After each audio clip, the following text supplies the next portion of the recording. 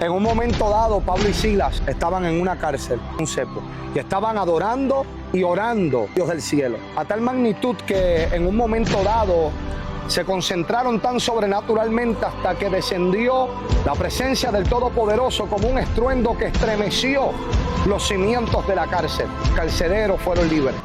Pablo y Silas fueron libres. Hay algo que sucede cuando oramos y adoramos al Dios del cielo.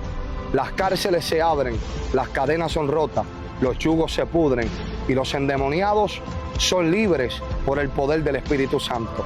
Iglesia, esa es la acción que debemos tomar en cada culto y en tu vida espiritual.